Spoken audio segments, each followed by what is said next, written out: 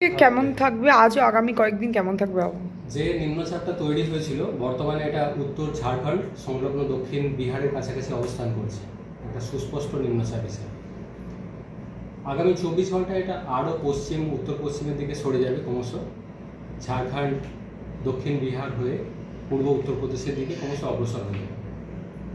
এর ফলে দক্ষিণবঙ্গে প্রভাব মেনলি আজকের দিনটায় কিছুটা বেশি থাকার সম্ভাবনা রয়েছে, সেটাও মেনলি পশ্চিমের দিকে কয়েকটা জেলা এবং সেই সাথে বিশেষ করে পুরুলিয়া, বাঁকুড়া, পূর্ব পশ্চিম বর্ধমান, বীরভূম, মুর্শিদাবাদ এবং নদিয়া, মেনলি এই জেলাগুলো কিছুটা প্রভাব বেশি থাকার সম্ভাবনা রয়েছে।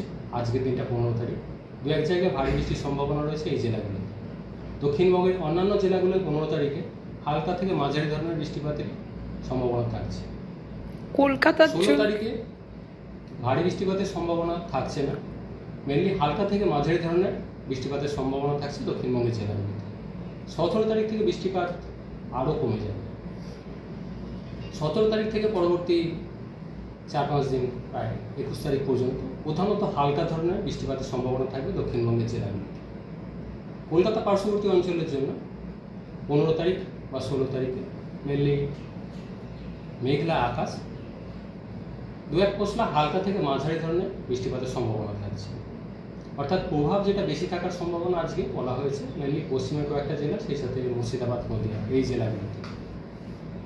উত্তরবঙ্গের ক্ষেত্রে উত্তরের জেলাগুলো যেমন দার্জিলিং, কালিম্পং, জলপাইগুড়ি, আলিপুরদুয়ার, সেই সাথে উত্তর দিনাজপুর এই জেলাগুলো দু এক জায়গায় ভারী থেকে অতি ভারী বৃষ্টির সম্ভাবনা থাকছে 15 তারিখে। উত্তরবঙ্গের অন্যান্য জেলাগুলো মালদা, দক্ষিণ দিনাজপুর, কোচবিহার এই জেলাগুলো দু এক জায়গায় ভারী বৃষ্টির সম্ভাবনা থাকছে 15 তারিখে। 16 তারিখে উত্তরবঙ্গের দার্জিলিং, কালিম্পং, জলপাইগুড়ি, আলিপুরদুয়ার, উত্তর দিনাজপুর এই জেলাগুলো দু এক জায়গায় ভারী বৃষ্টির সম্ভাবনা কন্টিনিউ করবে। 17-18 তারিখ কিছুটা কমে যাবে বৃষ্টিপাত উত্তরবঙ্গের ক্ষেত্রে।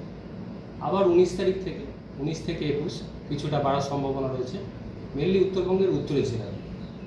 19 থেকে কলকাতা বা দক্ষিণ প্রধানত হালকা ধরনের বৃষ্টিপাতের সম্ভাবনা থাকছে এখনো পর্যন্ত যা সিচুয়েশন রয়েছে। তবে পরে আবার আপডেট করা হবে যেহেতু অনেকটা দেরি রয়েছে।